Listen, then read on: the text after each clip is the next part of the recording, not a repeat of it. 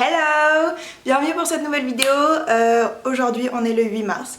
Le 8 mars c'est la journée internationale des droits des femmes. Et comme l'année dernière j'avais envie de faire une vidéo pour l'occasion, l'année dernière je vous avais fait un portrait d'une femme inspirante que moi j'aime trop qui s'appelle Jane Goodall. Donc je vous remets la vidéo là ou là si ça vous intéresse. Mais cette année je reviens avec un autre programme. En gros je me suis dit pourquoi présenter une femme quand on peut en présenter 8. Du coup voilà, donc je vais vous faire un peu des petites histoires sur elle et tout, sauf que c'est centré sur des femmes qui ont changé le quotidien, donc mon quotidien, ton quotidien, sans qu'on le sache forcément, tu vois. J'ai séparé ça en deux catégories, t'as les inventions très sérieuses on va dire, et les inventions un peu plus à la cool, tu vois. Donc si ça t'intéresse, on commence tout de suite.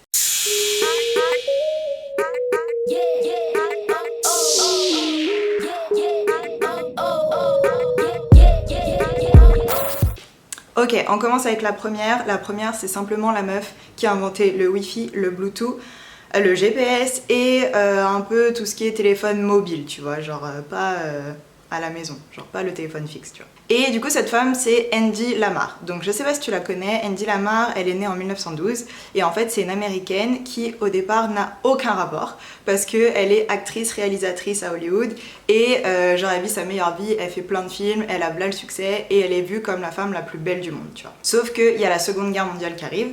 Et du coup, tous les hommes et toutes les femmes sont invités à aider le pays pour sortir de la guerre, quoi. Et elle, du coup, elle va s'associer avec un homme qui s'appelle George Untel.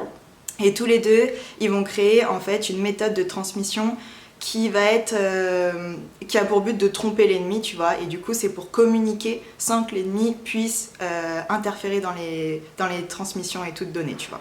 Et c'est là que du coup va être créée toutes les techniques de Bluetooth, de GPS, de géolocalisation du coup, et de tout ce qui est transmission un peu par Wi-Fi et tout, tu vois. Donc en fait la meuf elle a carrément révolutionné le truc quoi, la communication quoi. Du coup en 1941 les deux ils posent un brevet et en fait le but c'est de rendre libre l'invention pour que l'armée américaine puisse l'utiliser, tu vois.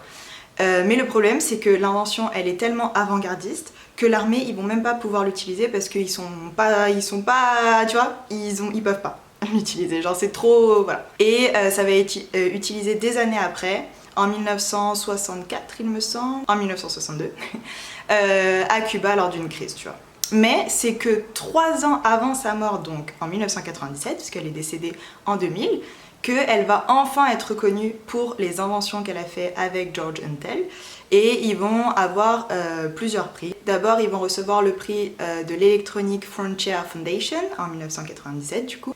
Et à titre posthume, elle va recevoir, en fait elle va être inscrite avec George Untel dans le registre du National Inventor Hall of Fame. Donc en gros c'est là où il y a tous les plus grands inventeurs de l'humanité quoi. Donc voilà, si tu veux apprendre plus de choses sur elle, il y a un documentaire sur sa vie qui s'appelle Hedy Lamarr From Ecstasy to Wi-Fi, parce que en gros Ecstasy c'est un des films qu'elle faisait à Hollywood et qui l'a rendu très connu, tu vois.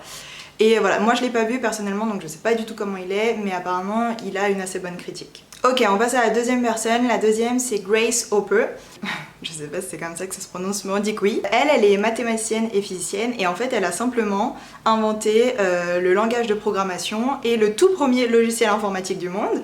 Et aussi, c'est elle qui a rendu un peu famous l'expression bugger. Tu sais, on dit tous quand ton ordi bug là.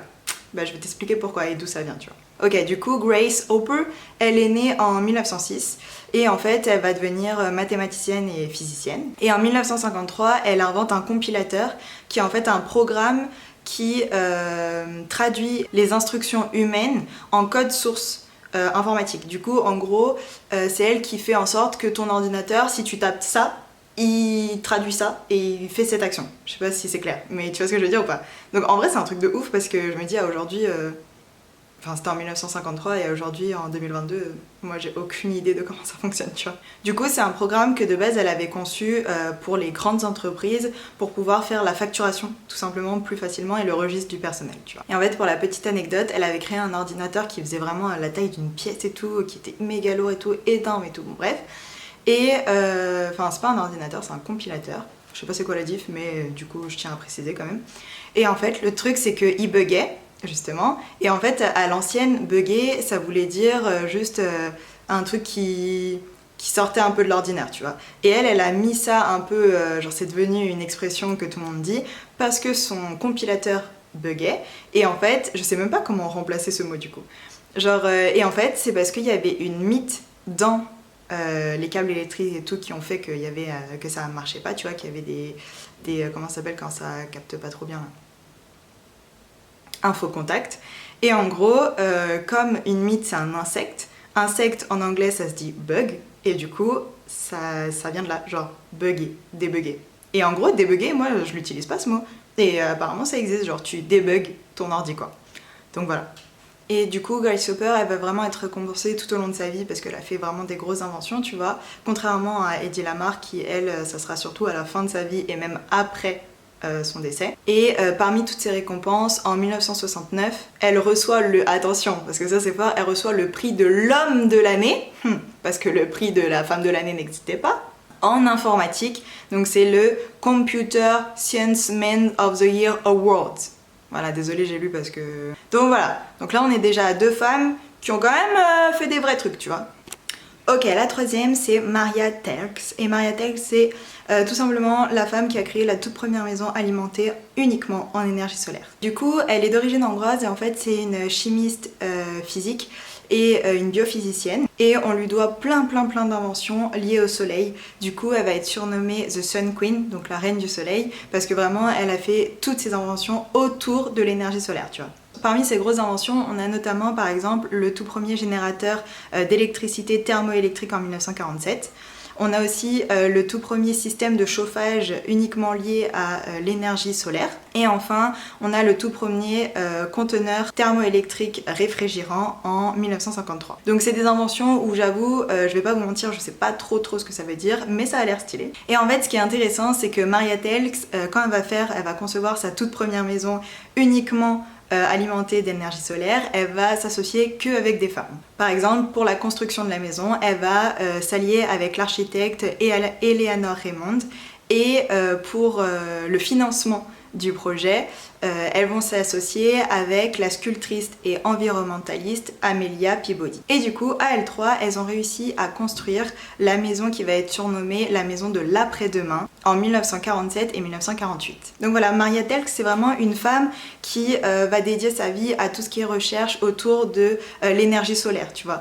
Elle va vraiment travailler autour de ça, développer toutes les inventions, et en fait c'est ce qui a permis de pouvoir faire de grosses avancées sur l'énergie solaire et développer des choses qui nous sont encore utiles à aujourd'hui. On passe maintenant à la quatrième, et la quatrième c'est Shirley Ann Jackson. Et Shirley, elle est toujours en vie, elle a 75 ans aujourd'hui, et en fait c'est une femme noire, et vous allez voir ça a un peu son importance. Du coup Shirley, c'est une physicienne théoricienne qui sera la toute première femme noire à avoir son doctorat à l'Institut de technologie du Massachusetts en 1973. Elle sera aussi la deuxième femme afro-américaine de tous les États-Unis à recevoir un doctorat en physique. Du coup là on est en 1960, et en fait c'est la guerre entre l'URSS et les États-Unis pour savoir qui va monter sur la Lune en premier, qui va marcher sur la Lune en premier, tu vois. Et du coup le pays va ouvrir les possibilités pour les personnes de pouvoir travailler dans la science, notamment les étudiants, et donc à l'époque elle est encore étudiante, et aussi pour les personnes de couleur justement, et donc ça va pouvoir l'aider à trouver sa voie dans la science, alors qu'elle aurait peut-être pas pu avant accéder à tout ça. Voilà. Et du coup, elle devient en 1973 la première femme à avoir son doctorat. Et en fait, c'est grâce à du coup toutes ces recherches qu'après, elle va finir dans les laboratoires Bells. Et c'est là qu'elle va notamment pouvoir faire des découvertes comme la technologie qui va permettre d'inventer le fax, mais aussi le téléphone à clavier et toutes les inventions du coup que je vous ai citées avant, dont les technologies qui vont permettre d'identifier la personne qui t'appelle et de pouvoir le mettre en attente si t'as pas envie de lui parler, ou si t'as autre chose à faire, ou si tu dois checker une information. Et en 1998, elle va être introduite dans le National Women's Hall of Fame pour ses, je cite, contributions significatives comme scientifique distinguée et sa promotion de l'éducation, la science et des sciences politiques. Et plus récemment, elle a été nommée comme l'une des 50 femmes les plus importantes dans le monde de la science par le magazine Discover. Donc voilà, je pense que je vais m'arrêter pour cette première partie pour 4 personnes parce que je pense que ça va faire un peu long et je ferai les 4 un peu plus sur des sujets un peu plus cool, on va dire, moins sérieux dans une prochaine vidéo si ça vous intéresse. Du coup je ferai une partie 2. N'hésitez pas à me dire en commentaire si vous avez appris des trucs, si vous êtes un peu surpris ou si vous avez d'autres personnes dont vous voudriez que je parle, notamment des femmes du coup.